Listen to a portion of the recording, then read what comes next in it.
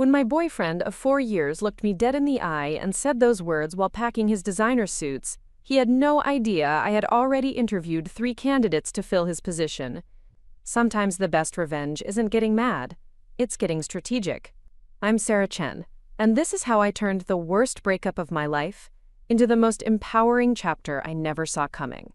Before we jump back in, tell us where you're tuning in from, and if this story touches you, make sure you're subscribed, because tomorrow, I've saved something extra special for you. The morning everything changed started like any other Tuesday in our downtown Seattle apartment. I was rushing around getting ready for my job at Meridian Marketing while Marcus lounged in bed scrolling through his phone, which had become his full-time occupation since getting laid off from his tech startup 6 months earlier. The irony wasn't lost on me that I was now the sole breadwinner supporting both of us, while he claimed he was between opportunities and needed time to, quote, find his passion. I had been patient, understanding, even encouraging. After all, relationships are about supporting each other through difficult times, right? I covered our rent, groceries, his car payment, and even his gym membership, because I believed in us. I believed Marcus would find his way back to being the ambitious, driven man I fell in love with during our first year together when he was climbing the corporate ladder and talking about our future with such certainty. That morning, as I grabbed my coffee and headed toward the door, I noticed Marcus was still in bed despite having promised me the night before that he would spend the day job hunting. This had become a pattern. Promises made in the evening, forgotten by morning. I paused at the bedroom doorway, watching him laugh at something on his phone screen. "Don't you have that interview today with the consulting firm?" I asked, trying to keep my voice light despite the frustration building in my chest. He didn't even look up from his phone. "Oh, that. Yeah, I rescheduled it. The position wasn't really what I'm looking for anyway. I need something more senior level, you know? I can't just take any job that comes along." I stood there feeling the familiar knot in my stomach that had become my constant companion over the past few months. Marcus had turned down 4 job offers in the last 2 months, each one apparently beneath his standards despite the fact that our savings account was dwindling rapidly and I was working overtime just to keep us afloat. "Marcus, we talked about this. Any income right now would help while you look for something better. I can't keep covering everything indefinitely." Finally, he looked up from his phone, and I saw that expression I had grown to dread. The mixture of annoyance and condescension that suggested I was being unreasonable for expecting basic adult responsibility from my 31-year-old boyfriend. "Sarah, relax. You worry too much about money. Something will come up. It always does." He waved his hand dismissively. "Besides, you're doing fine carrying things for now. What's the rush? What's the rush?" As if my working 60-hour weeks to support his lifestyle was just a temporary inconvenience, rather than a fundamentally unsustainable situation that was slowly draining my energy, my savings, and my respect for him. I bit back the words I really wanted to say and instead forced a smile. "Okay, well, I have to go. There's leftover pasta in the fridge for lunch." As I drove to work that morning, I found myself thinking about a conversation I'd had with my best friend Melissa the week before. She had been unusually direct, asking me point-blank why I was still with Marcus when he clearly had no intention of getting his life together. At the time, I had defended him, talked about how relationships require sacrifice, and how everyone goes through rough patches. But sitting in Seattle traffic, contributing to a household while my partner contributed nothing but excuses, I started to wonder if Melissa might have a point. The day at work passed in a blur of client presentations and strategy meetings. I loved my job at Meridian Marketing. I had worked my way up from junior account coordinator to senior marketing manager in just 3 years, and I was good at what I did. My colleagues respected me, my clients trusted my judgment, and I was making the kind of money that should have afforded me a comfortable lifestyle. Instead, I was living paycheck to paycheck because I was essentially supporting 2 people on 1 salary. When I got home that evening, I found Marcus exactly where I had left him that morning, in bed, phone in hand, though now he was surrounded by empty food containers and had apparently spent the day binge-watching some new series on Netflix. "How was your day?" I asked, setting down my laptop bag and noticing that the breakfast dishes were still in the sink exactly where I had left them. "Pretty good," he said without taking his eyes off the screen. "Oh, and we're out of milk. Can you pick some up tomorrow?" "We're out of milk." As if he had been too busy to notice during his day of unemployment, to perhaps walk the 3 blocks to the grocery store himself. I stood in the doorway of our bedroom looking at this man I had once admired for his ambition and drive, now wearing the same sweatpants he'd had on for 3 days and asking me to add grocery shopping to my already overwhelming list of responsibilities. "Marcus," I said carefully, "did you do anything today? Apply for jobs, clean the apartment, anything productive?" He finally paused his show and looked at me with that same irritated expression. "I'm taking some time to figure out what I really want to do with my career, Sarah. I can't just jump into the first thing that comes along. I have to be strategic about this." Strategic. He called lying in bed for 6 months strategic, while I worked myself into exhaustion to pay for his strategic planning period. That night, as Marcus snored beside me, I lay awake staring at the ceiling and doing mental calculations. If I didn't have to support him, I could actually save money again. I could travel, maybe even buy a place of my own. I could stop feeling like a walking ATM and start feeling like a partner in an equal relationship. For the first time in months, I allowed myself to imagine what my life might look like without Marcus in it, and the relief that washed over me was both surprising and telling. The next few weeks followed the same exhausting pattern. I would go to work, come home to find Marcus had accomplished nothing, then spend my evenings cooking, cleaning, and trying to manage a household while he remained glued to his phone or gaming console. The few times I tried to have serious conversations about our future, about his job search, about our financial situation, he would either change the subject or become defensive, accusing me of being impatient and unsupportive. "Not everyone can just throw themselves into corporate life like you do, Sarah," he said during one particularly frustrating conversation. "Some of us need time to find meaningful work, not just take any job for the sake of having a paycheck." Meaningful work. As if paying rent and buying groceries was somehow beneath him, while being perfectly acceptable for me to handle alone.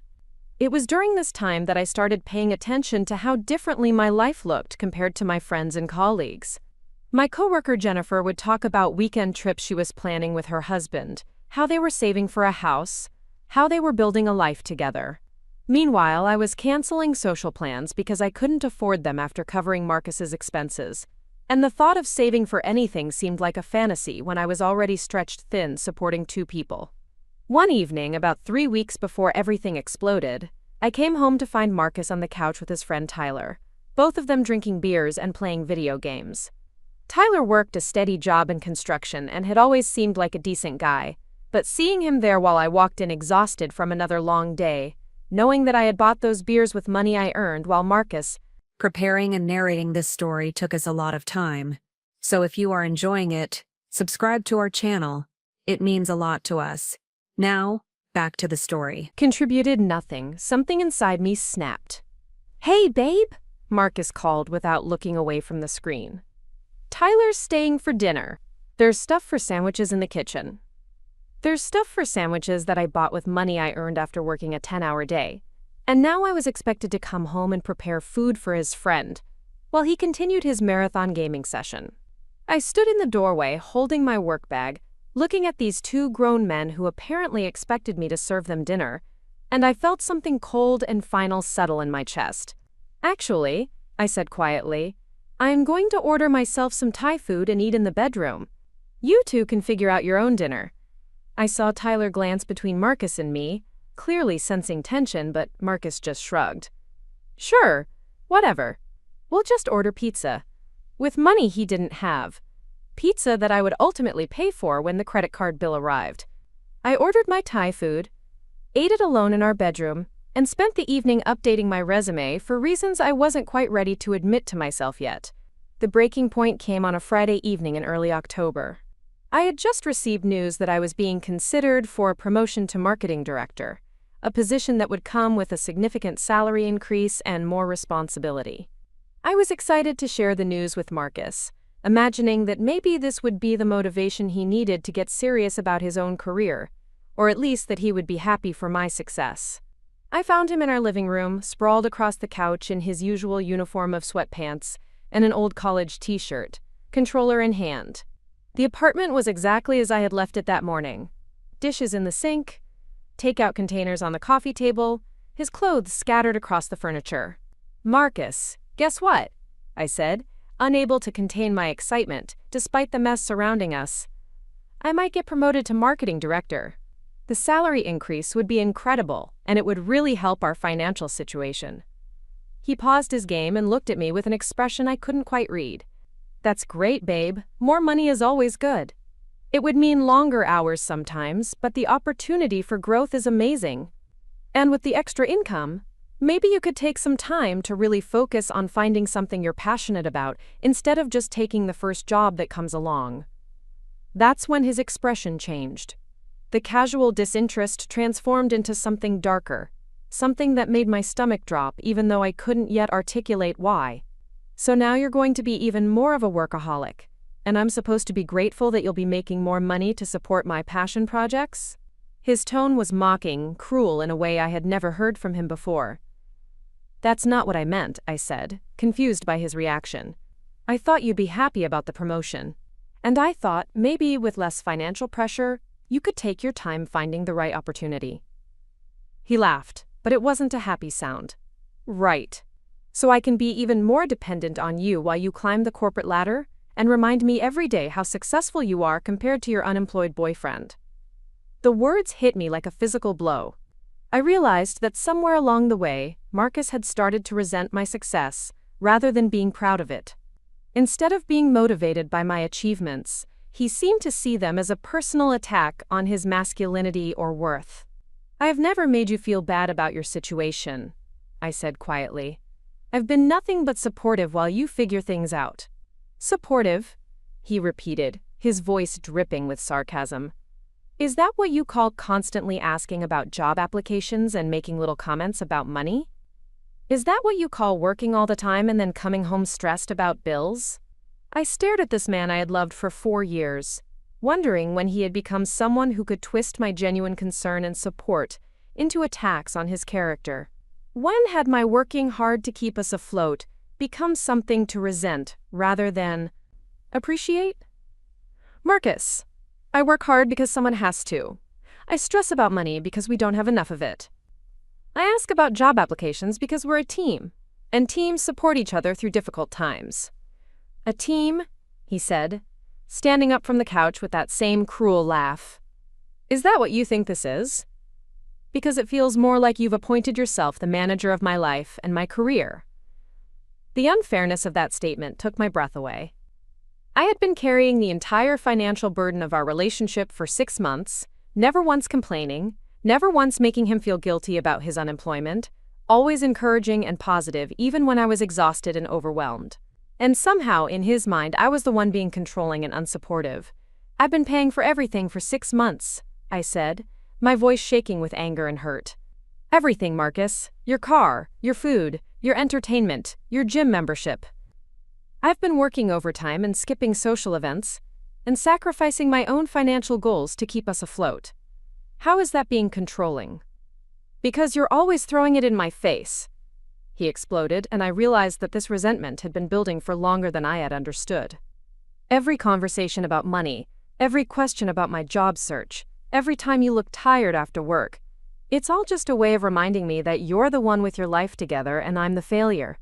I felt something break inside me then, not my heart, but something deeper, the fundamental belief I had held that we were partners, that we cared about each other's well-being, that we were working toward the same goals. In that moment, I realized that Marcus didn't see me as his supportive girlfriend who was helping him through a difficult time. He saw me as his financial benefactor, who was making him feel bad about accepting charity. "If that's really how you feel," I said quietly, "then maybe we need to reconsider this relationship." The words surprised me as much as they seemed to surprise him. I hadn't planned to say them, hadn't consciously decided that this was the conversation where I would finally stand up for myself. But there they were, hanging in the air between us, and I found that I meant them completely. Marcus stared at me for a long moment, and I saw something shift in his expression. The anger faded, replaced by something that looked almost like panic. "Sarah, come on, you don't mean that. We're just having a fight. All couples fight about money sometimes." But I wasn't backing down this time. The clarity that had been building for weeks suddenly crystallized into absolute certainty. This isn't about fighting, Marcus. This is about the fact that you resent me for supporting you, instead of being grateful. It's about the fact that my success makes you feel bad about yourself, instead of making you proud of your girlfriend. It's about the fact that you see my love and support as some kind of attack on your independence. That's not fair, he said, but his voice lacked conviction. What's not fair is me working 60-hour weeks to support someone who doesn't appreciate it. What's not fair is feeling guilty about my own success, because it makes my boyfriend feel inadequate. What's not fair is being made to feel like I'm the problem in a relationship where I'm the only one contributing anything. We stared at each other across our living room, and I could see him trying to figure out how to navigate this conversation back to familiar territory, where I would apologize for being too demanding and he could go back to his comfortable unemployment without any pressure or expectations. "Look," he said, his tone shifting to the patronizing voice he used when he thought I was being emotional and unreasonable. "You're obviously stressed about this promotion thing. Why don't we just table this conversation until you've had some time to think clearly?" Time to think clearly. As if my objection to supporting a grown man who resented me for it was just a temporary emotional reaction that would pass once I calmed down. "I am thinking clearly," I said, "probably more clearly than I have in months. And what I'm thinking is that I deserve better than this." That's when I saw the flash of something ugly cross his face, something that told me he had been thinking about this conversation too, just from a very different angle. "Better than this?" he repeated, his voice taking on that mocking tone again. "Better than what, exactly? Because let me tell you something, Sarah. You're not exactly a catch. You're 30 years old, you work all the time, you have no hobbies outside of your career, and you're so uptight about money that you make spreadsheets for grocery shopping. You think you're going to find someone better than me?" The words were designed to hurt, and they did. But more than that, they revealed exactly what Marcus really thought of me, how little he valued what I brought to our relationship, how easily he could weaponize my insecurities when he felt threatened. "Maybe I will," I said quietly. "Maybe I'll find someone who appreciates that I work hard instead of resenting it. Maybe I'll find someone who sees my financial responsibility as a positive trait, instead of a personal attack. Maybe I'll find someone who wants to build a life with me instead of having me bankroll theirs." "Good luck with that," he said, and there was genuine cruelty in his laugh now. "Because here's the truth, Sarah. You're not going to find anyone else. You're too demanding, too controlling, too focused on your career to be the kind of woman men actually want to be with. I'm probably the best you're going to do, and if you're smart, you'll figure that out before you throw away 4 years over a stupid fight about money." The silence that followed was deafening. I stood there looking at this man who had just told me, in the cruelest way possible, that I was lucky to have him, that my ambition was a flaw, that my financial responsibility was a burden, that my success was something that made me less desirable rather than more. But instead of the devastating blow he intended those words to be, I felt something else entirely. Relief. Crystal clear, overwhelming relief that he had finally shown me exactly who he was and what he thought of me. Relief that I no longer had to wonder if I was being too demanding or too impatient. Relief that the man I had been supporting and sacrificing for had just revealed himself to be someone who saw my strengths as weaknesses and my love as leverage. "You know what, Marcus?" I said, my voice steadier than I felt. "You're absolutely right. I am demanding. I demand respect, reciprocity, and partnership. I am controlling. I control my own life, my own finances, and my own future. And I am focused on my career because I have goals and ambitions beyond lounging on someone else's couch for 6 months." He opened his mouth to respond, but I wasn't finished. "And if those things make me undateable, then I'd rather be single than settle for someone who sees them as problems to be managed rather than qualities to be appreciated." I turned and walked toward our bedroom, my heart pounding but my mind clearer than it had been in months. Behind me, I could hear Marcus sputtering something about me being dramatic and needing to calm down, but his words seemed to come from very far away. In our bedroom, I pulled out my laptop and began researching apartment listings. Not because I had decided to move out, not yet, but because I needed to see what my options were. I needed to know that I had choices, that I wasn't trapped in this relationship by circumstance or fear. As I scrolled through one-bedroom apartments I could afford on my own salary, I realized something that should have been obvious months ago. I was happier looking at pictures of empty apartments than I had been living in this space with Marcus. The thought of coming home to my own place, where I could relax instead of feeling like a guest in my own life, where I could focus on my career and my goals without being made to feel guilty about them, filled me with excitement rather than fear. That night, Marcus tried to apologize in his usual way, bringing me a cup of tea and acting like nothing had happened. But something fundamental has shifted in me during our fight. I had seen behind the mask he wore, the one that made him seem like a struggling partner who needed support rather than a man who resented his girlfriend for having her life together while his fell apart. "I didn't mean what I said earlier," he said, sitting on the edge of the bed while I continued scrolling through apartment listings. "I was just frustrated. You know, I think you're amazing." I looked up at him, this man I had loved for 4 years, and realized that I didn't believe him anymore. Not because I thought he was lying, but because I understood now that his version of thinking I was amazing only extended to the parts of me that served him. He thought I was amazing when I paid his bills without complaining. He thought I was amazing when I supported his decisions without questioning them. He thought I was amazing when I absorbed his stress and insecurity without reflecting any of it back to him. But my ambition, my success, my financial responsibility, those parts of me were problems to be managed, not qualities to be celebrated. "I think we should take a break," I said quietly, closing my laptop. "A break?" His voice cracked slightly. "Sarah, come on. One fight doesn't mean we need to take a break. We can work this out." "This isn't about one fight, Marcus. This is about the fact that you resent me for the very qualities that make me a good partner. This is about the fact that you've been unemployed for 6 months, and instead of being grateful that I've supported us, you've decided that I'm the problem." "I never said you were the problem. You said I was too demanding, too controlling, and too focused on my career to be the kind of woman men want. How is that not calling me the problem?" He was quiet for a long moment, and I could see him trying to figure out how to walk back words that couldn't be unsaid. "I was angry," he said finally. "People say things they don't mean when they're angry. The problem is, I think you did mean it. I think that's how you really see me, and that's why this isn't working anymore." Over the next 2 weeks, and strange calm settled over our apartment. Marcus seemed to be on his best behavior, helping with dishes, actually applying for jobs, being more affectionate than he had been in months. But instead of making me reconsider my decision, his sudden change in behavior only confirmed that he was capable of being a better partner. He just hadn't seen any reason to try until his comfortable situation was threatened. I continued looking at apartments, and I also did something else. I started paying attention to the men in my life, colleagues, friends of friends, guys I met at coffee shops or networking events. Not because I was looking to date anyone immediately, but because I was curious to test Marcus's theory that I was too demanding and career-focused to find anyone better. What I discovered surprised me.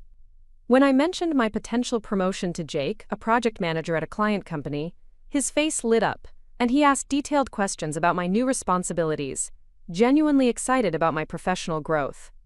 When I talked to David, a graphic designer in our building, about the challenges of working in marketing, he listened with interest and shared his own professional experiences, without once suggesting that my career focus was a flaw. These were normal conversations with normal men, who saw professional ambition as an attractive quality rather than a threat. Men who understood that success was something to be celebrated, not resented.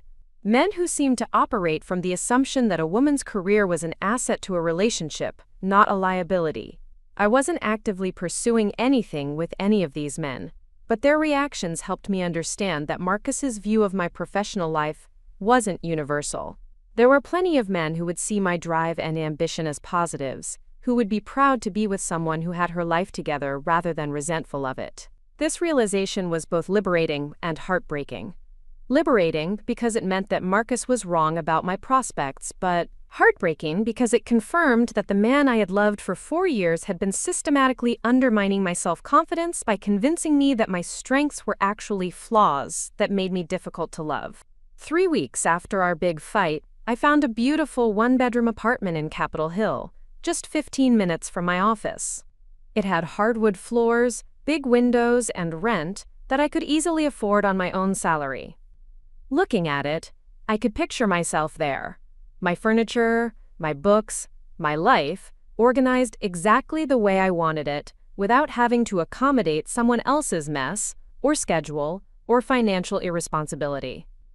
That evening, I came home to find Marcus cooking dinner, something he hadn't done in months. The apartment was clean, his laptop was open to job search websites, and he seemed genuinely happy to see me. "How was your day?" he asked, kissing my cheek as I walked through the door. "Good," I said, not mentioning the apartment viewing. "How was yours?" "Really productive."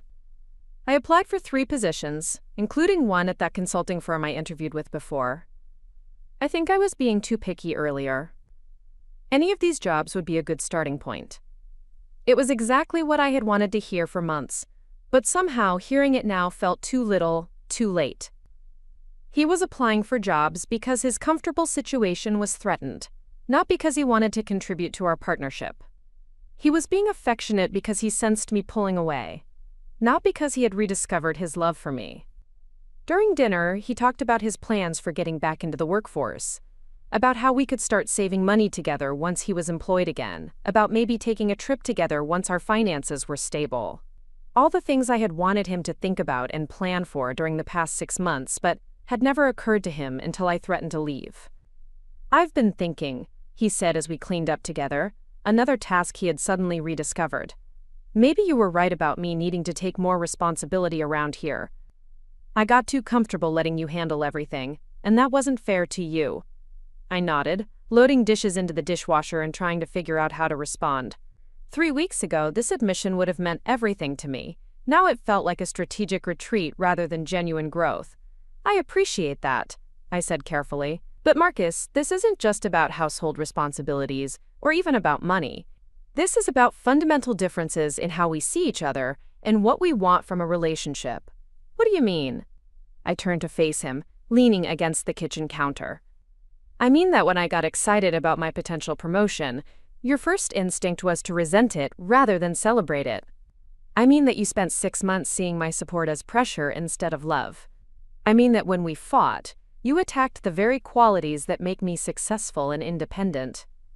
I told you I was angry. I didn't mean those things. But that's just it. I think part of you did mean them. I think part of you does see my career focus as a flaw. I think part of you does resent that I have my life together while yours fell apart. And I can't build a future with someone who sees my strengths as problems." He was quiet for a long moment, and I could see him struggling with how to respond. Finally, he said, "What if I prove to you that I don't feel that way?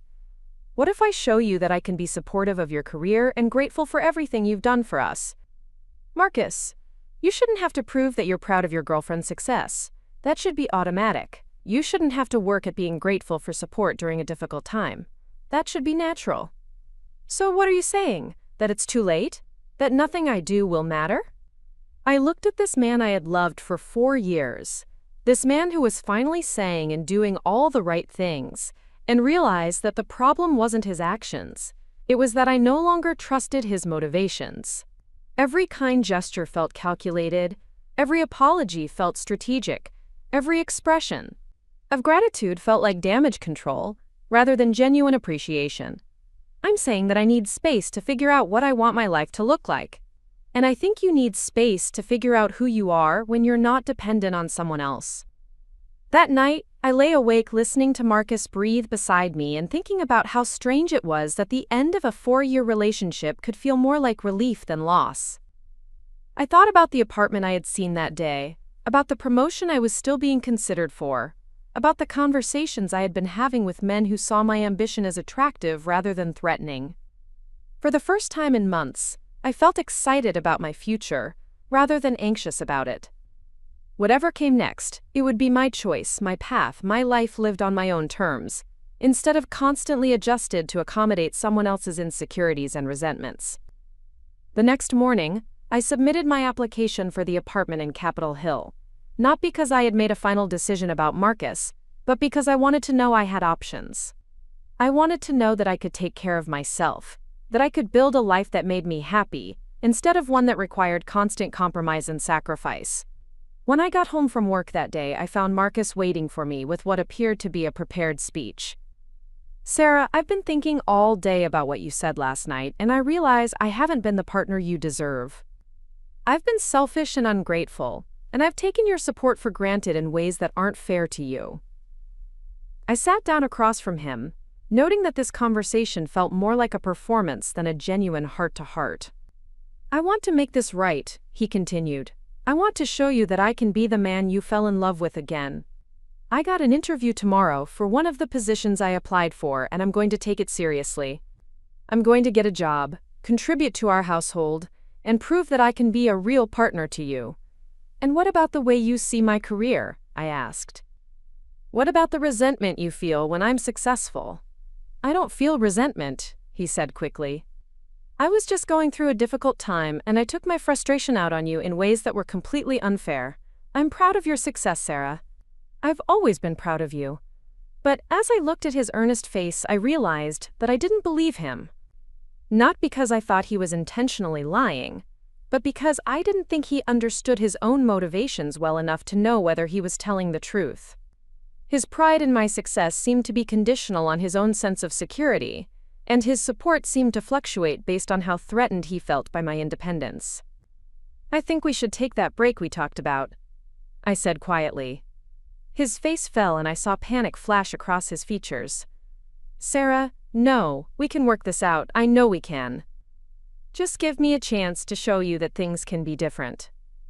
Marcus, this isn't about punishment or about making you prove yourself. This is about the fact that I need to figure out what I want from a relationship, and I can't do that while I'm still in one that isn't working." "But I love you," he said, and his voice cracked slightly. "I know I haven't been showing it in the right ways, but I do love you. Doesn't that count for something?" I felt my heart break a little bit then, not because I was losing him, but because I realized that love alone wasn't enough. Love without respect, without appreciation, without genuine partnership, was just an emotion that made you feel guilty for wanting more. "Of course it counts," I said gently. "I love you too, Marcus. But love isn't enough if we fundamentally see each other differently. Love isn't enough if we want different things from a relationship. Love isn't enough if we can't support each other's growth instead of resenting it." We talked for another hour, going in circles around the same fundamental issues. Marcus promised to change, to be better, to show me that he could be the partner I needed. But his promises felt like negotiations rather than genuine commitments, and I realized that I was tired of having to convince my boyfriend to appreciate me. That weekend, I received a call that my application for the apartment had been approved. I also received an email that I had gotten the promotion to marketing director. Two pieces of good news that felt like signs that I was moving in the right direction, even though the path was painful and uncertain. When I told Marcus about the promotion, his reaction was everything I could have hoped for: genuine excitement, pride in my accomplishment, questions about my new responsibilities. But instead of making me want to stay with him, his positive response only highlighted how different things could have been if he had been capable of this kind of support all along. "This is incredible, Sarah," he said, pulling me into a hug. "I'm so proud of you. This is exactly what you've been working toward." And in that moment, I realized that his pride felt too little, too late. It felt like the desperate positivity of someone who was trying to convince me to stay, rather than the natural celebration of someone who had been in my corner all along. The next week, I signed the lease on my new apartment and gave Marcus notice that I would be moving out at the end of the month. His reaction was exactly what I expected: a mixture of shock, anger, and desperate attempts to negotiate more time, more chances, more opportunities to prove that he could be different. "You're making a huge mistake," he said, pacing around our living room while I packed books into boxes. "You're throwing away 4 years over a few bad months. Everyone goes through rough patches, Sarah. That doesn't mean you give up on the relationship." "This isn't about giving up," I said calmly, wrapping my favorite mug in newspaper. "This is about recognizing that we want different things from a partnership." "What do you want that I can't give you?" he demanded. I paused in my packing and looked at him directly. I want someone who sees my success as an asset to our relationship, not a threat to their ego. I want someone who contributes to our partnership instead of just benefiting from it. I want someone who supports my goals, instead of making me feel guilty for having them. I can do all of those things. I have been doing those things this past week. You've been doing those things because I threatened to leave, not because they come naturally to you. There's a difference between changing because you want to grow and changing because you're afraid of consequences. As I continued packing, Marcus alternated between anger and attempts at negotiation. He accused me of being unwilling to work on the relationship, of giving up too easily, of being unrealistic in my expectations. But he also tried to bargain, promising timelines for getting a job, offering to take over more household responsibilities, suggesting couples therapy. All of his offers were things I had wanted months ago, changes I had suggested gently and repeatedly during our relationship. But hearing them now, as desperate attempts to prevent a breakup rather than genuine desires for growth, they felt hollow and performative. 3 days before I was scheduled to move out, Marcus played his final card. "You know what your problem is, Sarah?" he said, watching me pack my clothes into suitcases. "You think you're going to find someone perfect out there, someone who never struggles, or makes mistakes, or goes through difficult times. But that's not how real relationships work. Real relationships require compromise and patience and working through problems together." I folded my favorite sweater and placed it carefully in the suitcase, considering his words. There was some truth in what he said about relationships requiring compromise and patience, but there was also something fundamentally manipulative about the way he was framing my decision to leave as a character flaw, rather than a reasonable response to months of being taken for granted. "You're right that relationships require compromise," I said without looking up from my packing. "But compromise goes both ways. For the past 6 months, I've been the only one compromising. I've compromised my financial security, my social life, my peace of mind, and apparently even my right to feel proud of my own achievements." "That's not fair," he protested. "I've been going through a difficult time. I needed support, and that's what partners do for each other. Partners also appreciate that support instead of resenting it. Partners also work towards solutions, instead of just accepting help indefinitely. Partners also celebrate each other's successes instead of seeing them as personal attacks." Marcus was quiet for a moment, and when he spoke again, his tone had shifted to something colder, more calculated. "Fine," he said. "If this is really what you want, if you really think you can do better than someone who loves you despite all your flaws, then go ahead and try. But don't come crawling back when you realize that being successful and independent doesn't automatically make you lovable." The cruelty in his voice was breathtaking, but what struck me most was how quickly he had shifted from desperate attempts to win me back to deliberate attempts to hurt me. It was as if he had realized that his charm offensive wasn't working and had decided to try a different strategy, making me feel like I was making a terrible mistake that I would inevitably regret. "You know what, Marcus?" I said, closing the suitcase and turning to face him. "Even if you're right, even if I never find anyone else, I would still rather be alone than be with someone who sees my independence as a flaw and my success as a threat.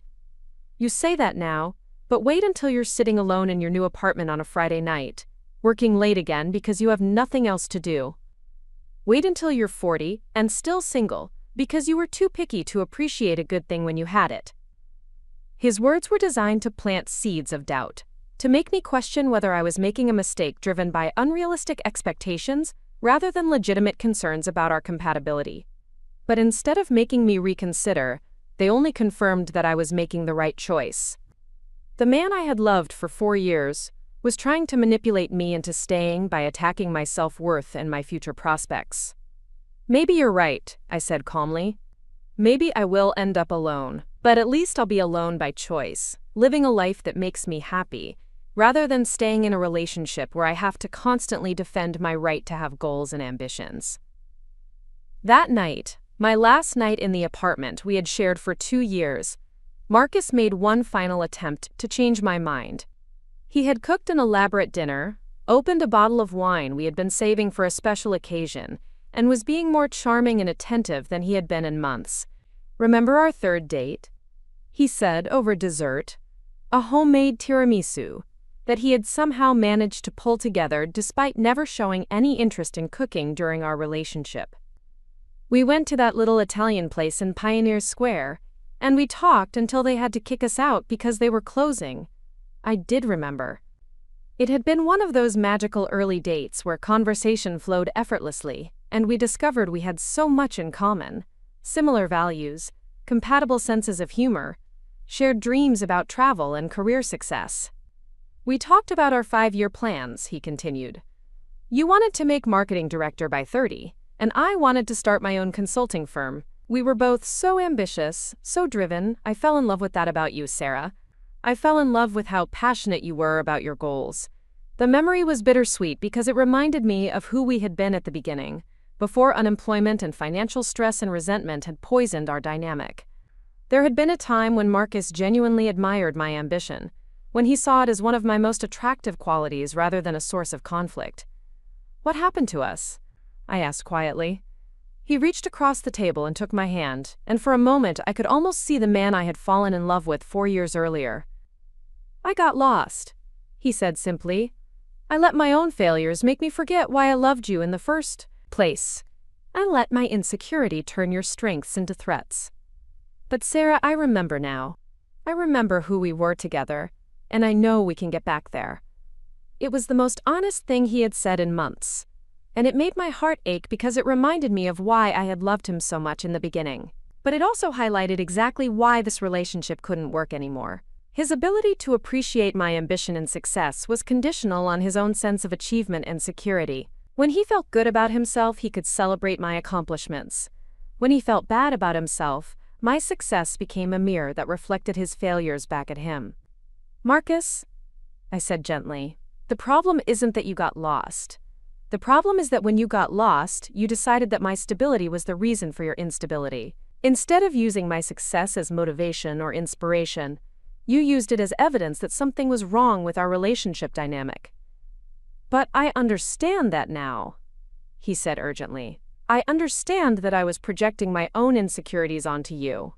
I can work on that. I can change."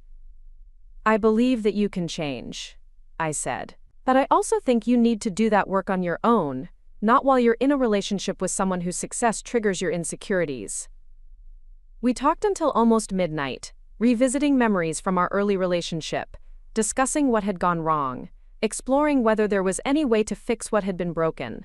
It was the most honest conversation we had had in months, maybe years, and in some ways it made leaving even more difficult because it reminded me of the connection we had once shared. But it also confirmed that I was making the right choice. Marcus's ability to be the partner I needed was entirely dependent on external circumstances: his employment status, his financial security, his sense of success relative to mine. I needed someone whose support and appreciation were constant, not conditional. The next morning, as I loaded my car with the last of my belongings, Marcus stood in the doorway watching me with an expression I couldn't quite read. He had oscillated between anger and sadness over the past few days, but now he just looked defeated. "This is really it?" he asked as I closed the trunk of my car. "This is really it," I confirmed. "You're going to regret this, Sarah. You're going to realize that what we had was special, and by the time you figure that out, it'll be too late." I looked at him standing there in the same sweatpants he had been wearing for most of our relationship, making predictions about my future regret instead of taking responsibility for the choices that had led us to this moment. Even now, even as I was leaving, he was trying to make this about my failure to appreciate him rather than his failure to be the partner I needed. "Maybe," I said simply, "but that's a risk I'm willing to take." As I drove away from our apartment for the last time, I felt a complex mixture of emotions: sadness for what we had lost, relief at being free from a dynamic that had been slowly destroying my self-confidence, and excitement about starting over. But mostly, I felt proud of myself for finally choosing my own well-being over the comfort of a familiar but unsatisfying situation. My new apartment in Capitol Hill was everything I had hoped it would be: bright, clean, and entirely mine.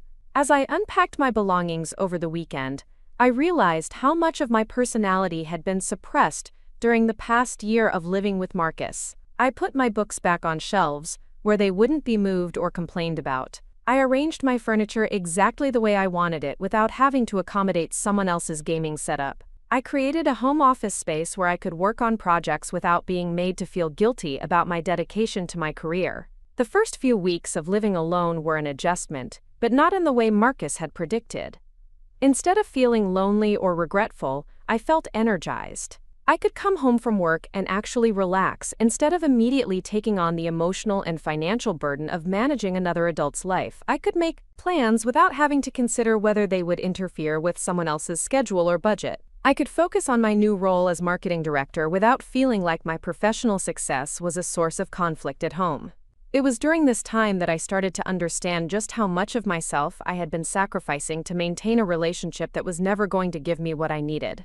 The energy I had been pouring into supporting Marcus and managing his moods and insecurities was now available for my own goals and interests.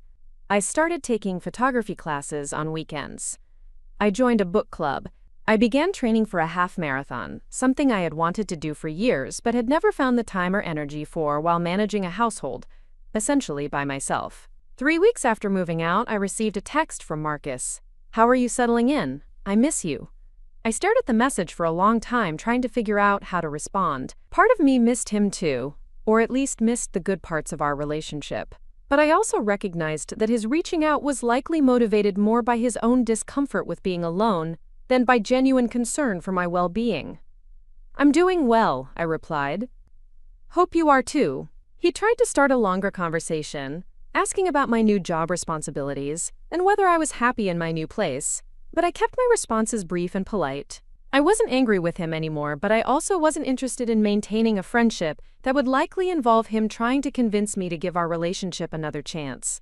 It was around this time that something interesting started happening at work. My new position as marketing director required me to collaborate closely with several other departments, including the design team led by a man named Daniel Chen.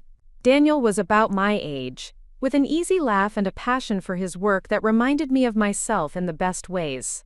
Our first few meetings were strictly professional, but I found myself looking forward to them in a way that had nothing to do with the projects we were discussing. Daniel was one of those people who seemed genuinely interested in what others had to say, who asked thoughtful questions and offered creative solutions to problems. When I mentioned that I was new to the director role, he offered to share resources that had helped him when he was promoted to department head the previous year. "The transition to management is tough," he said over coffee one afternoon as we discussed a campaign strategy. "Suddenly you're responsible not just for your own work, but for helping everyone else do their best work too. It's rewarding, but it's definitely a learning curve." I appreciated that he understood the challenges of professional growth, that he saw my promotion as an achievement rather than a source of stress or conflict. When I mentioned working late to prepare for a client presentation, he offered practical advice about time management and delegation, rather than suggesting that I was working too hard or focusing too much on my career. These conversations were a revelation. Here was a man who not only respected my professional ambitions, but seemed genuinely excited about them. When I told him about landing a major new client, his congratulations felt authentic and enthusiastic. When I mentioned the challenges of learning new leadership skills, he offered to introduce me to other directors who might serve as mentors. I wasn't looking for anything romantic. My breakup with Marcus was still too fresh, and I was enjoying my independence too much to complicate it with dating. But Daniel's friendship showed me what it felt like to be around someone who saw my career success as an asset rather than a threat, who appreciated my dedication rather than resenting it. One evening, about 6 weeks after my breakup, I was working late in the office when Daniel stopped by my desk. "Still here?" he asked, though his tone was concerned rather than judgmental. "That client presentation really has you stressed, doesn't it?" "A little," I admitted. "It's the biggest account I've managed since the promotion, and I want to make sure everything is perfect. Mind if I take a look?" Sometimes a fresh perspective can help catch things you might have missed. For the next hour, Daniel helped me refine my presentation, offering suggestions that strengthened my arguments and pointing out areas where I could be more concise. His input was invaluable, but what struck me most was how natural it felt to collaborate with him. There was no underlying tension, No sense that he was threatened by my expertise or competitive about being the one with answers. "This is really impressive work," he said as we finished reviewing the final slides. "Your strategic thinking is exactly what this client needs. They're lucky to have you on their account." As he packed up his laptop and prepared to leave, I found myself not wanting the evening to end. Not because I was attracted to him romantically, but because it felt so good to be around someone who appreciated my professional dedication, instead of seeing it as a character flaw. "Daniel," I said as he reached the door, "thank you. Not just for the help tonight, but for being so supportive during this transition. It means more than you know." He smiled, and I noticed for the first time how his eyes crinkled at the corners when he was genuinely happy. "That's what colleagues do for each other," he said. "Besides, watching you excel at this job has been inspiring. You have a natural talent for leadership." After he left, I sat alone in the empty office, thinking about how different that interaction had been from the conversations I used to have with Marcus about my work. Daniel saw my late nights as dedication rather than obsession. He saw my desire for perfection as professionalism rather than neurosis. He saw my career growth as something to celebrate rather than something that created distance between us. The client presentation went better than I could have hoped. The account team loved our strategy, approved our budget, and signed a contract extension that would keep them with our agency for another 2 years. When I shared the news with my team, Daniel was the first to congratulate me. "I knew you'd nail it," he said, and his pride in my success felt genuine and uncomplicated. "Want to celebrate? There's a great wine bar around the corner." I hesitated for a moment, not because I didn't want to go, but because I was suddenly aware that my feelings about Daniel might be evolving beyond friendship and professional respect. The invitation felt different somehow, more personal than our usual work conversations. "Just as colleagues celebrating a professional victory?" I asked, wanting to make sure we were on the same page. "Of course," he said, though there was something in his expression that suggested he might be hoping for more than that eventually. "Unless you'd prefer it to be something else." I considered the question seriously. Was I ready to explore romantic possibilities with someone new? Was it fair to Daniel to start something when I was still processing the end of my relationship with Marcus? But as I looked at this man who had been nothing but supportive and encouraging, who seemed to appreciate everything about me that Marcus had resented, I realized that I didn't want to let fear hold me back from something that could be wonderful. "Let's start with colleagues," I said with a smile, "and see what happens from there." The wine bar was intimate and cozy, with dim lighting and soft jazz playing in the background. As we settled into a corner booth with our drinks, the conversation flowed as easily as it always did, but there was an undercurrent of something new, something that felt like possibility. "Can I ask you something personal?" Daniel said after we had been talking for about an hour. "Sure. You've mentioned that you're recently single, but you've never talked about what happened." I don't want to pry, but I get the sense that it wasn't an amicable split. I took a sip of my wine, considering how much to share. The breakup with Marcus felt like ancient history in some ways, but in other ways it was still too fresh to discuss casually. "It was complicated," I said finally. "We were together for 4 years. But toward the end, it felt like we wanted completely different things from a relationship." "Different how?" I thought about how to explain the dynamic that had developed between Marcus and me, without making it sound like I was bitter or overly critical of my ex. He was going through a difficult time professionally, and I was happy to support him through that. But somewhere along the way, my support started to feel like pressure to him, and my success started to feel like a judgment on his failures. Instead of being a team working through challenges together, we became adversaries where my wins felt like his losses. Daniel nodded thoughtfully. "That sounds incredibly draining. Relationships should be a source of support and encouragement, not competition and resentment." "Exactly. And I think that's when I realized that I'd rather be alone than be with someone who sees my professional success as a threat to their ego." "His loss," Daniel said simply, and the sincerity in his voice made my heart skip a little. We talked until the wine bar closed, covering everything from our career goals, to our travel dreams, to our thoughts on work-life balance. What struck me most was how easy it was to be completely honest with Daniel about my ambitions and priorities without feeling like I needed to apologize for them or downplay them to protect his feelings.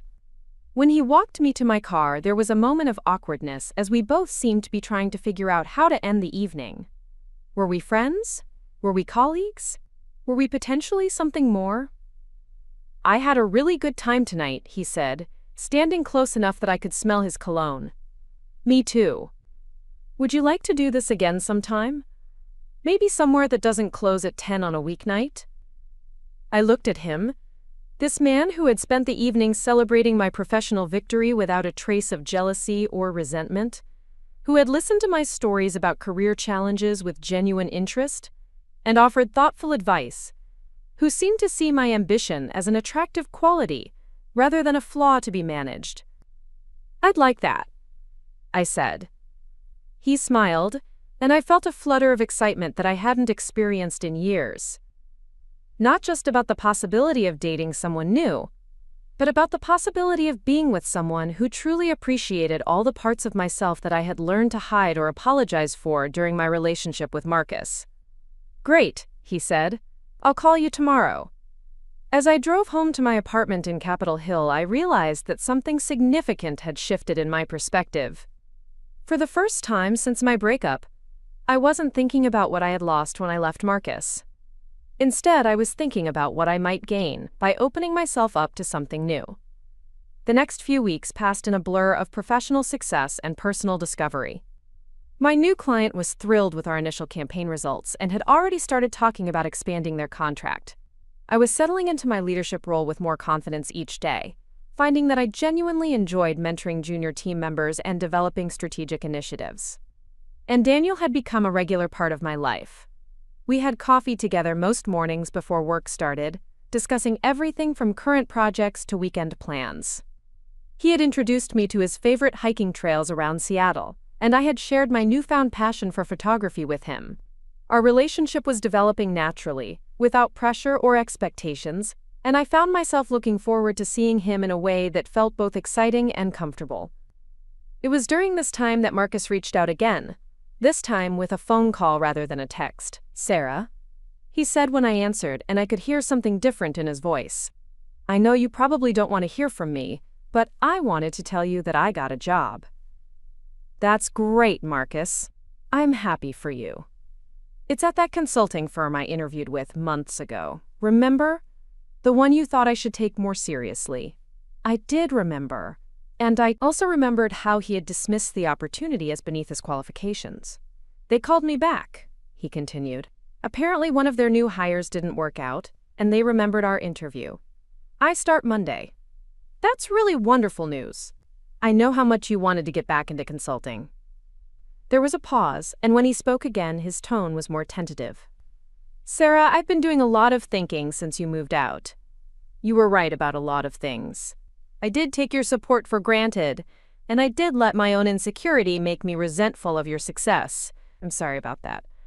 The apology felt more genuine than his previous attempts, less desperate and more reflective, but it also felt too late, not because I was angry with him, but because I had moved on in ways that made revisiting our relationship feel like going backward rather than forward. "I appreciate you saying that," I said carefully, "and I'm glad you're getting back on track professionally." "I was wondering," he said, and I could hear the hope in his voice, "if maybe we could get coffee sometime, just to talk. I know I hurt you, and I know I have a lot to make up for, but I think we could work things out if you were willing to give us another chance." I was quiet for a moment, thinking about how to respond. A part of me was curious about whether Marcus had genuinely changed, whether the man I had fallen in love with 4 years earlier was still there, underneath the resentment and entitlement that had poisoned our relationship. But a larger part of me knew that it didn't matter anymore. Even if he had changed, even if he could now be the supportive partner I had needed, I had also changed. I had discovered what it felt like to be appreciated for my ambition rather than resented for it, and I couldn't go back to settling for less. "Marcus," I said gently, "I'm glad you're doing well, and I hope this job brings you the satisfaction you've been looking for. But I don't think coffee is a good idea. We both need to move forward with our lives." "Are you seeing someone else?" he asked, and I could hear the hurt in his voice. I thought about Daniel, about the easy compatibility we shared. about how natural it felt to be with someone who celebrated my successes instead of seeing them as threats. But this wasn't really about Daniel. This was about the fact that I had learned to value myself too much to go back to a relationship that required me to diminish my own light to make someone else feel more comfortable. "I'm focusing on my career and figuring out what I want my life to look like," I said. "And I think you should focus on the same thing." After we hung up, I sat in my apartment thinking about how strange it was that Marcus's call hadn't stirred up the emotions I might have expected. I wasn't angry or hurt or tempted to reconsider my decision. If anything, I felt grateful that he had reached out because it confirmed that I had made the right choice in leaving. The man who had once told me I would never find anyone better had been replaced not just by Daniel, but by a version of myself that I liked much better. I had found someone who appreciated my drive instead of resenting it, but more importantly, I had found the confidence to demand that level of appreciation and support. That weekend, Daniel and I went hiking on one of his favorite trails east of the city. As we reached the summit and looked out over the Cascade Mountains, he turned to me with an expression I had learned to recognize as his thoughtful, serious face. "Can I tell you something?" he said. "Of course. When I first met you, I was impressed by your professional competence and your strategic thinking. But over the past few weeks, I've realized that what I'm most attracted to is your confidence in yourself and your goals. You know what you want, and you're not apologetic about working toward it. That's incredibly attractive." I felt my heart swell with something that felt like recognition and validation and possibility all rolled into one. "You know what I find attractive about you?" I said, turning to face him fully. "What?" "The way you see my ambition as an asset rather than a liability. The way you celebrate my successes instead of seeing them as competition. The way you make me feel like being driven and goal-oriented is something to be proud of rather than something to apologize for." He smiled and reached for my hand, and as our fingers intertwined, I thought about how different this felt from my relationship with Marcus. There was no underlying tension, no sense that I needed to manage his emotions or protect his ego. There was just mutual respect and appreciation, and the exciting possibility of building something together rather than one person supporting the other. "Sarah," he said, his voice soft but serious, "I know we haven't been dating very long, and I don't want to rush anything. But I want you to know that I see a future with you. Not because I need you to take care of me, or because I want you to sacrifice your goals for mine, but because I think we could build something really wonderful together as equals." I looked at this man who saw my strength as something to celebrate rather than something to manage, who wanted to build a partnership based on mutual support rather than dependence, and I realized that Marcus had been completely wrong about my prospects. Not only had I found someone better, I had found someone who was better in ways I hadn't even known to hope for. "I see a future with you too," I said, and as he leaned down to kiss me with the Seattle mountains spread out behind us, I thought about how grateful I was that I had been brave enough to demand more for myself than settling for someone who couldn't appreciate what I had to offer. Sometimes the best revenge isn't getting mad or getting even. Sometimes the best revenge is simply becoming the person you were always meant to be, and finding someone who loves you for it, rather than despite it. Marcus had been wrong about a lot of things, but he had been most wrong about this. I had found someone else, someone better, someone who saw my independence and success as reasons to love me, rather than reasons to resent me. And the best part was, I had found him, not by looking for a replacement for what I had lost, but by becoming so comfortable with who I was, that I attracted someone who appreciated that person completely. 6 months after my breakup with Marcus, I was standing in the conference room of our biggest client, presenting the quarterly results of our marketing campaign. The numbers were exceptional. Engagement was up 40%, conversions had increased by 35%, and brand awareness had reached new heights. As I clicked through the presentation slides, I could see the genuine excitement on our clients' faces, and I felt a surge of professional pride that had nothing to do with anyone else's approval or validation. "These results are beyond what we hoped for," said Jennifer Walsh, the client's marketing VP. "Sarah, your strategic vision has transformed our entire approach to digital marketing. We'd like to discuss expanding our contract to include our product launch in the European market." After the meeting, as I walked back to my car in downtown Seattle, I called Daniel to share the good news. He answered on the second ring, and I could hear the smile in his voice even before he spoke. "How did it go?" he asked.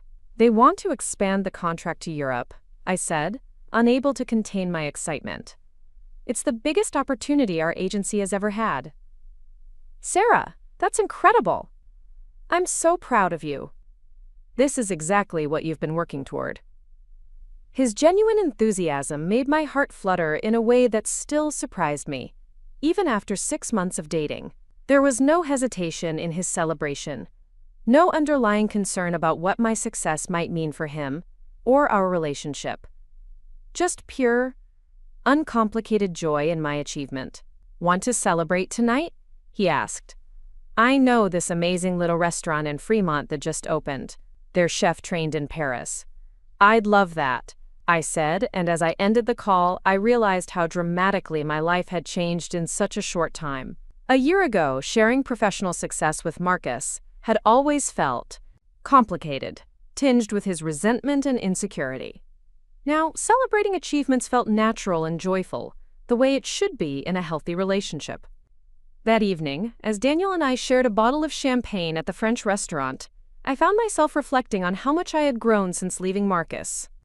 The woman who had once felt guilty about working late or achieving professional milestones was gone, replaced by someone who owned her ambitions unapologetically.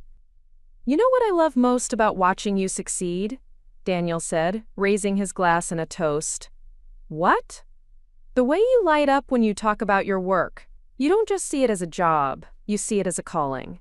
That passion is one of the things I fell in love with about you." Fell in love with. It was the first time either of us had used those words, and they hung in the air between us, significant and wonderful, and slightly terrifying. "Daniel," I said softly, "I love you too." The words felt right in a way that surprised me. Not because I hadn't known my feelings were heading in that direction, but because saying them felt so natural, so uncomplicated. There was no underlying anxiety about whether my love would be received well or used against me later.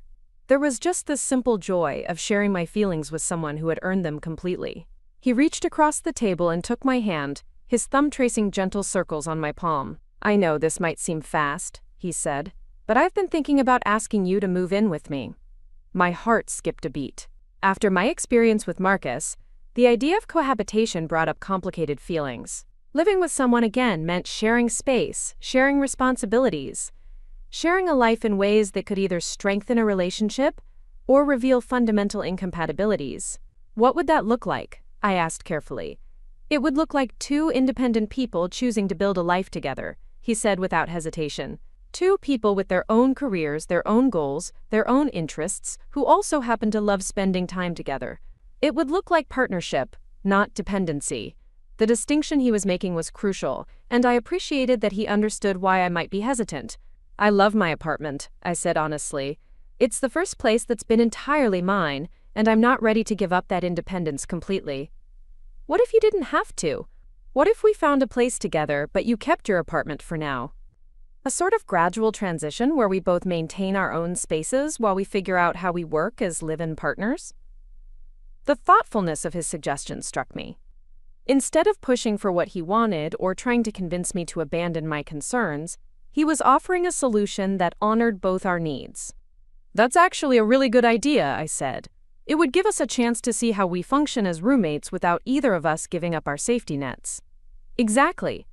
And if it turns out that I leave dishes in the sink or you hog the bathroom for hours getting ready for work, we can retreat to our respective corners and reassess."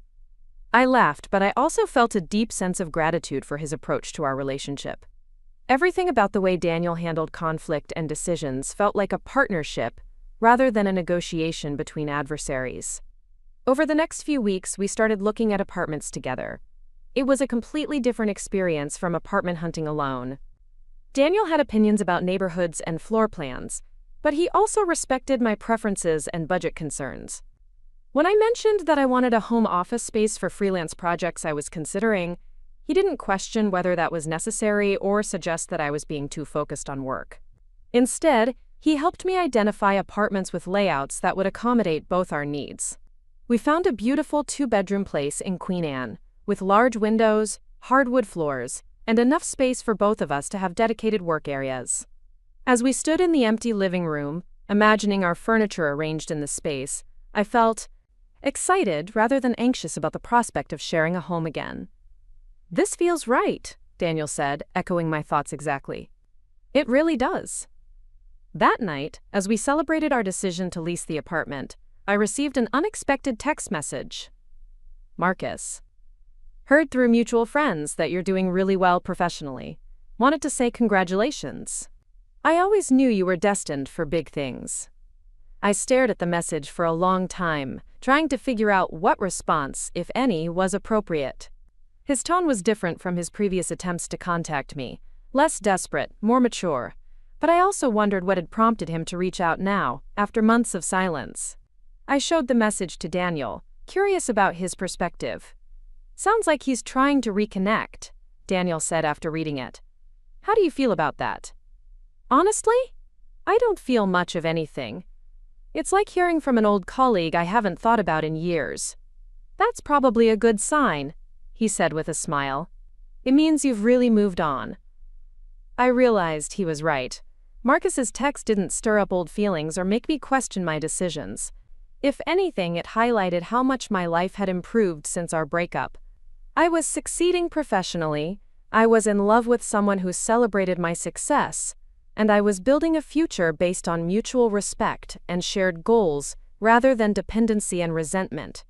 I decided not to respond to Marcus's message. Not out of anger or spite, but because there was simply nothing to say. That chapter of my life was closed, and I had no desire to reopen it even for casual conversation. 3 weeks later, Daniel and I moved into our new apartment together. The process was surprisingly smooth. We divided responsibilities based on our strengths and preferences rather than defaulting to traditional gender roles, and we made decisions together without anyone having to sacrifice their vision completely.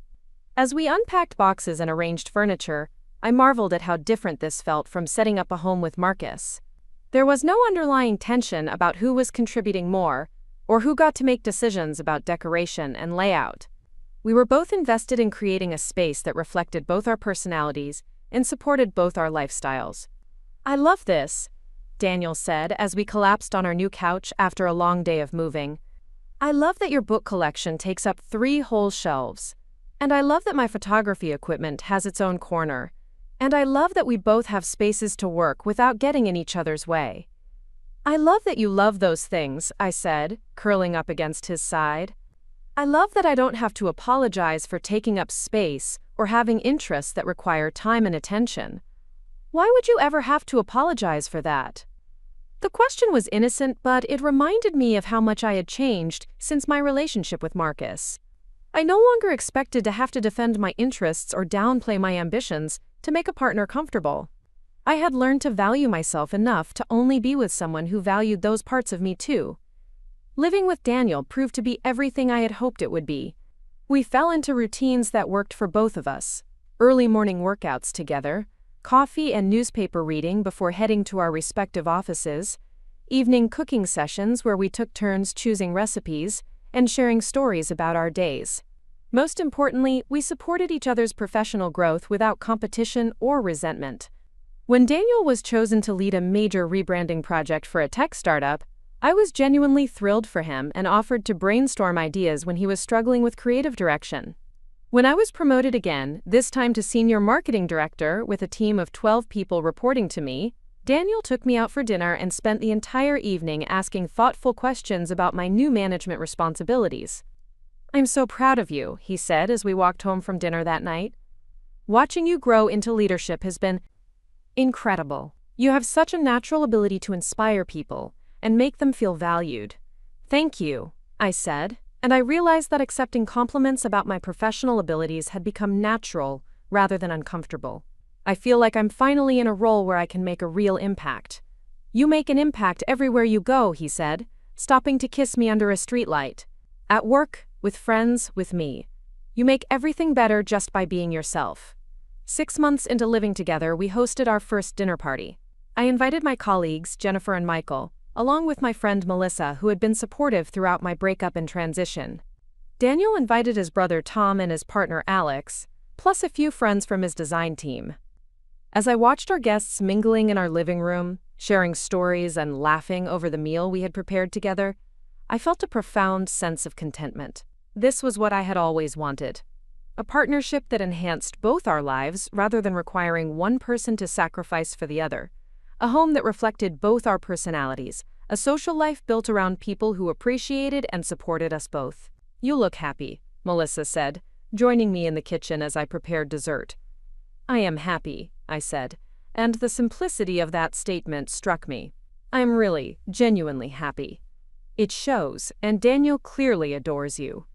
The way he talks about your work achievements is like he's personally invested in your success." "He is," I said. "We both are invested in each other's success. It's such a different dynamic from what I'm used to. You deserve this, Sarah. You deserve someone who sees your strength as an asset rather than a threat." Later that evening, after our guests had gone home and we were cleaning up the kitchen together, Daniel brought up something that had been on his mind.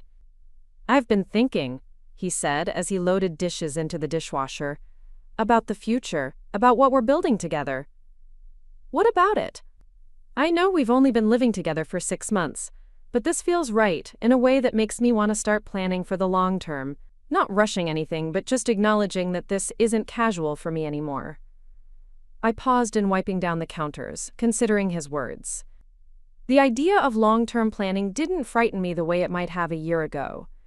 With Marcus, talk of the future had always felt loaded with expectations and conditions.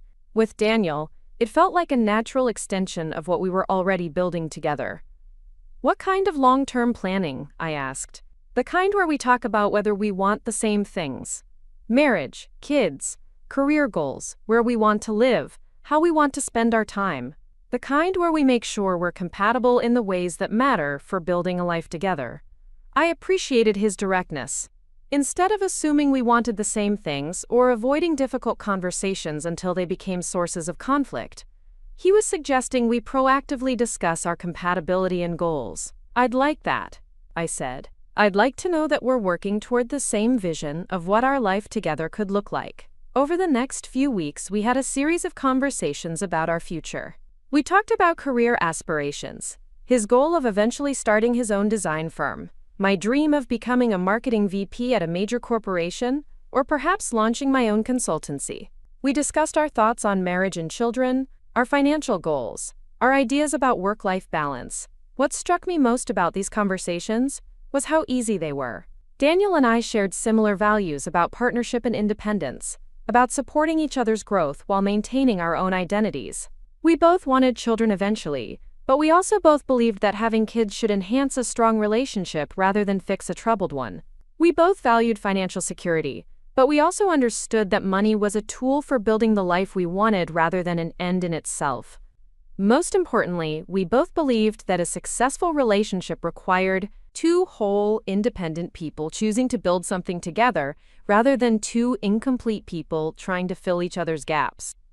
It was during one of these conversations that Daniel surprised me with a question I hadn't expected. "Sarah," he said one evening as we sat on our couch with cups of tea, "I know this might seem premature, but I've been thinking about proposing to you." My heart stopped for a moment, not from fear but from excitement. "Not right now," he continued quickly, reading my expression, "but soon. Maybe in the next 6 months or so, but I wanted to talk to you about it first, to make sure it's something you'd want when the time feels right." The thoughtfulness of his approach took my breath away. Instead of surprising me with a proposal that might feel pressured or overwhelming, he was giving me the opportunity to share my feelings and timeline. "Daniel," I said softly, "I would love to marry you, not because I need to be married or because I'm afraid of being alone, but because I can't imagine building a life with anyone else." His smile was radiant, and he reached for my hands. "I love that you said it that way," he said, "because that's exactly how I feel too. I want to marry you not because I need you to complete me, but because I want to choose you every day for the rest of my life." We spent the rest of the evening talking about what marriage meant to us, what kind of wedding we might want, how we envisioned our roles as spouses. Once again, I was struck by how natural and uncomplicated these conversations felt, There was no underlying anxiety about whether we wanted the same things or whether one of us would have to sacrifice our vision for the other. 2 months later, Daniel proposed during a weekend hiking trip to the Olympic Peninsula. We had reached the summit of a particularly challenging trail, and as we sat looking out over the mountain range, he pulled out a ring that was exactly what I would have chosen for myself. Elegant, classic, but with unique details that reflected my personality. "Sarah Chen," he said, getting down on one knee despite the rocky terrain, "you are the strongest, most passionate, most inspiring person I know. You make me want to be a better man, not by asking me to change, but by showing me what it looks like to live authentically and pursue your dreams unapologetically. Will you marry me?" "Yes," I said without hesitation, and as he slipped the ring onto my finger, I thought about how dramatically my life had changed since the day Marcus told me I would never find anyone better. Not only had I found someone better, I had found someone who was better in ways I hadn't even known were possible. I had found someone who celebrated my success rather than resenting it, who supported my dreams rather than seeing them as competition, who wanted to build a partnership based on mutual respect and shared goals. But more than that, I had found a version of myself that I liked much better. I had learned to value my own worth enough to demand treatment that reflected it. I had discovered that being alone was preferable to being with someone who couldn't appreciate what I had to offer. I had developed the confidence to walk away from situations that didn't serve me, even when walking away was difficult and uncertain. As we made our way back down the mountain, my new engagement ring catching the afternoon sunlight, I thought about how grateful I was that Marcus had been wrong about my prospects. His cruel prediction that I would never find anyone better had motivated me to become someone who wouldn't settle for less than I deserved. The engagement announcement generated enthusiastic responses from our friends and family. Even my parents, who had always liked Marcus despite his flaws, were thrilled about Daniel after meeting him just once. "He looks at you the way your father looks at me," my mother said during our engagement celebration dinner. "Like he can't believe his luck in finding you." "That's because I can't," Daniel said, overhearing her comment. "Sarah is the best thing that ever happened to me." A few days after our engagement, I received another unexpected message from Marcus. This time it was an email rather than a text, and the tone was quite different from his previous communications. "Sarah," it read, "I heard through mutual friends that you got engaged. I wanted to reach out and congratulate you. I also wanted to apologize, really apologize, for the way I treated you during our relationship, and especially during our breakup. I've been in therapy for the past year, working on understanding why I reacted so poorly to your success and independence. I realize now that my insecurity and fear of inadequacy made me resentful of the very qualities that made you an amazing partner. You deserved so much better than what I gave you, and I'm genuinely happy that you found someone who appreciates you the way I should have. I hope you have a wonderful life together." I read the email twice, surprised by its maturity and apparent sincerity. This didn't sound like the man who had told me I was too demanding and career-focused to find love, who had predicted I would end up alone and regretful. This sounded like someone who had done genuine work on himself and had gained perspective on our relationship. I showed the email to Daniel, curious about his reaction. "That's really mature of him," Daniel said after reading it. "It takes courage to acknowledge your mistakes and apologize without expecting anything in return." "It does," I agreed, "and it makes me feel good about my judgment, actually. The man I fell in love with 4 years ago was capable of this kind of growth and self-reflection. He just wasn't ready for it when we were together." "Are you going to respond?" I considered the question. Part of me appreciated Marcus's apology and wanted to acknowledge his growth. But another part of me felt that responding might reopen a door that was better left closed. "I think I'll send a brief, polite response," I said finally. "He deserves to know that his apology was received well, even if I don't want to reestablish contact." I wrote back, "Marcus, thank you for your thoughtful message and your apology. I'm glad you're doing well, and that you've been working on personal growth. I wish you all the best in your future relationships and endeavors." It felt like the right way to close that chapter, acknowledging his effort to make amends while maintaining appropriate boundaries. As Daniel and I began planning our wedding, I was struck by how different the process was from what I had imagined it would be during my relationship with Marcus. Every decision we made together felt collaborative rather than competitive. When we disagreed about details like venue or catering options, we talked through our preferences and found solutions that worked for both of us. Most importantly, planning our wedding felt like an extension of the partnership we had already built, rather than a source of stress or conflict. We both wanted a celebration that reflected our values and personalities, and we both understood that the wedding was just one day in what we hoped would be a long and happy marriage. "I love that we both want the same things," Daniel said one evening as we reviewed vendor proposals. "A beautiful celebration with the people we care about, good food and music, and a focus on what we're actually celebrating rather than just trying to impress anyone." "I love that too," I said. "And I love that planning this feels exciting rather than overwhelming. That's because we're planning it together instead of one person having to manage everything while the other person just shows up." His comment reminded me of how differently Daniel approached shared responsibilities compared to Marcus. Instead of assuming that I would handle the details because I was more organized or more invested in the outcome, Daniel saw wedding planning as something we should tackle together as a team. The wedding itself was everything we had hoped it would be. We chose a venue overlooking Puget Sound with views of the Olympic Mountains, and we kept the guest list small but meaningful: family, close friends, and the colleagues, who had become genuine friends over the years. As I walked down the aisle toward Daniel, I felt overwhelmed with gratitude for the journey that had led me to this moment. The woman who had once felt guilty about working late and achieving professional success was gone, replaced by someone who owned her ambitions and attracted partners who celebrated them. During our vows, Daniel said something that perfectly captured what our relationship meant to me. "Sarah, I promise to love all of you, your ambition, your dedication, your strength, and your independence. I promise to celebrate your successes as enthusiastically as you celebrate mine, and to support your dreams, even when they require sacrifice from both of us. I promise to be your partner in building a life that honors both our goals and aspirations." When it was my turn, I said, "Daniel, I promise to love you not because I need you to complete me, but because I choose you as my partner in building something beautiful together. I promise to maintain my own identity and interests, while also creating space for our shared dreams. I promise to support your growth and success with the same enthusiasm you've shown for mine." As we exchanged rings and kissed as husband and wife, I thought about Marcus's prediction that I would never find anyone better than him. Not only had he been wrong, but his cruelty had ultimately motivated me to become someone who wouldn't settle for less than I deserved. The reception was filled with toasts from friends and family members who spoke about what they had observed in our relationship. Jennifer from work mentioned how happy I seemed since meeting Daniel, how my confidence had blossomed in ways that enhanced both my personal and professional life. Daniel's brother Tom talked about how Daniel had changed since we started dating, becoming more focused and driven because he was inspired by my example, rather than threatened by it. But the toast that meant the most to me came from Melissa, my friend who had supported me through the difficult months of my breakup with Marcus.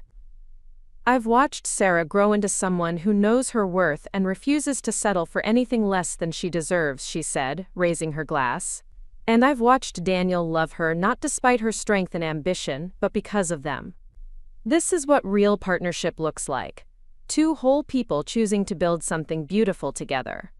As we danced our first dance as husband and wife, Daniel whispered in my ear, "Thank you for being brave enough to leave a situation that wasn't right for you.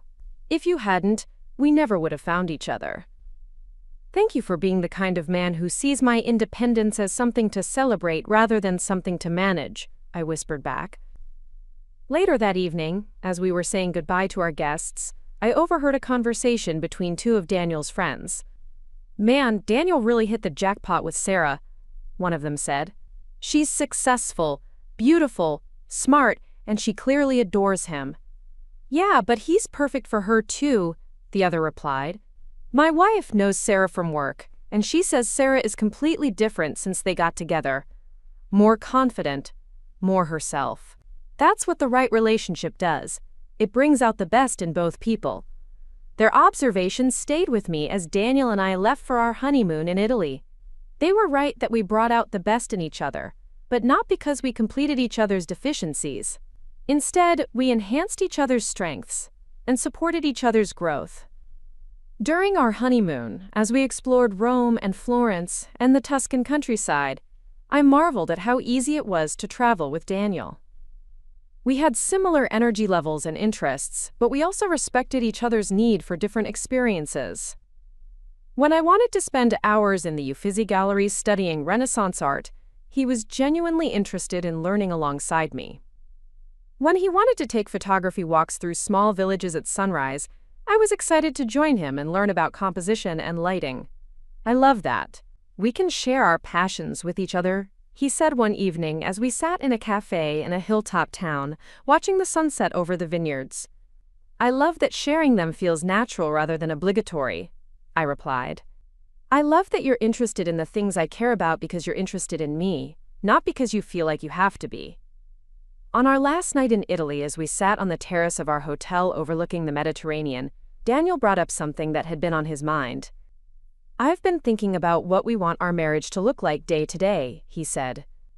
Not just the big picture stuff we talked about before we got engaged, but the small ways we can make sure we keep growing together instead of apart. What kinds of things? Like making sure we continue to pursue our individual interests and friendships, even as we build our life together. Like checking in regularly about our professional goals and how we can support each other in achieving them. Like maintaining open communication about what we need from each other instead of assuming the other person should just know. I loved that he was thinking about the practical aspects of maintaining a strong marriage rather than assuming that love alone would be enough to navigate challenges. I think that's incredibly smart, I said. I want us to keep being the people we were when we fell in love with each other, not lose ourselves in trying to be what we think a married couple should be. Exactly. I fell in love with an ambitious, driven, independent woman.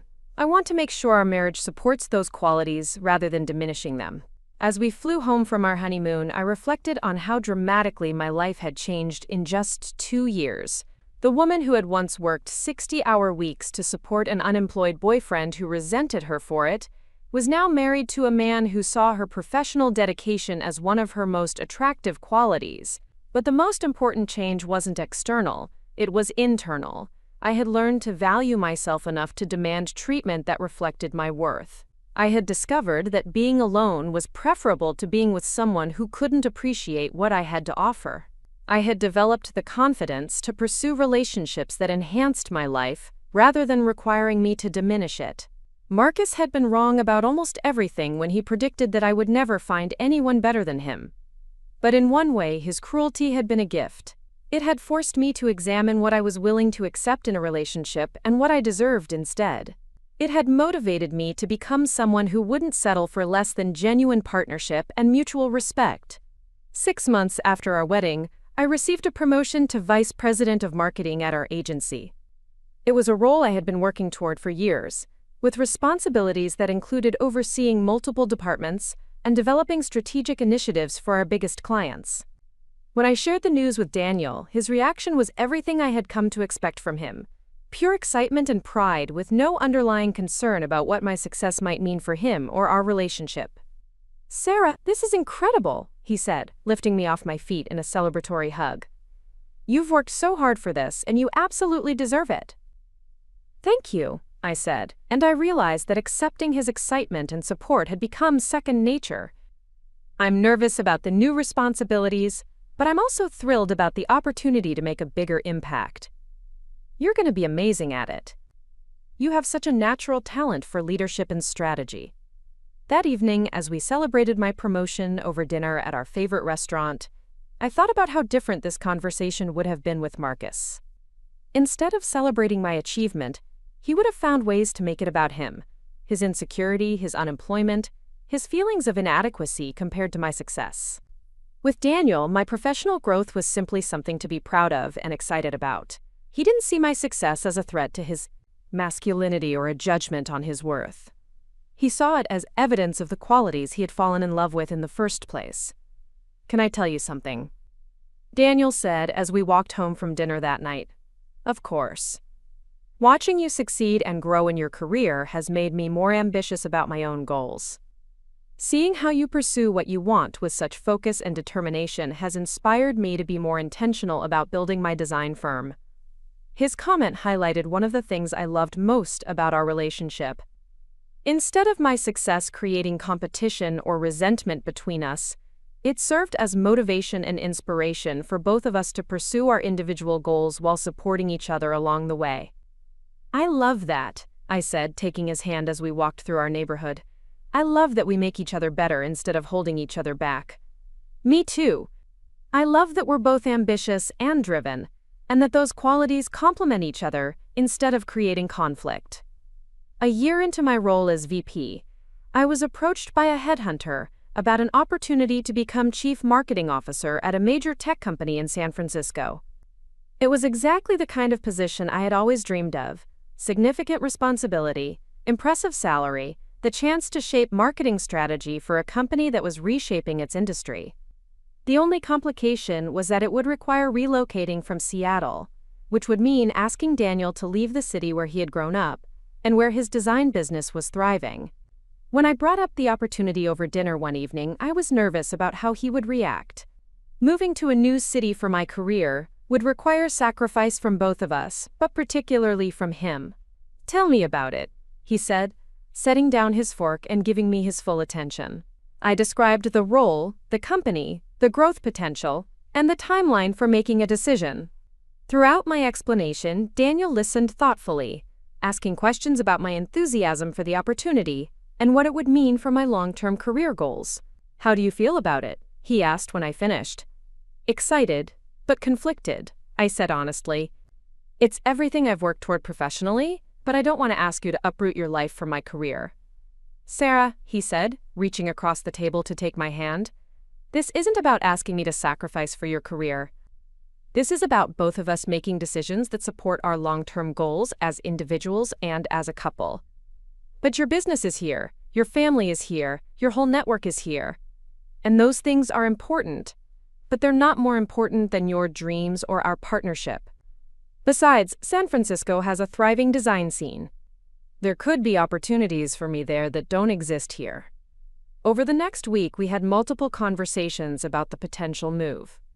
Daniel researched the design market in San Francisco, reached out to contacts he had in the Bay Area, and even looked into commercial real estate for potentially opening a second office of his firm. "I've been thinking," he said one evening as we took our usual walk around our neighborhood, "and I think this could be a great opportunity for both of us. You'd get to pursue your dream job, and I'd get to expand my business into a new market." "Are you sure?" I asked.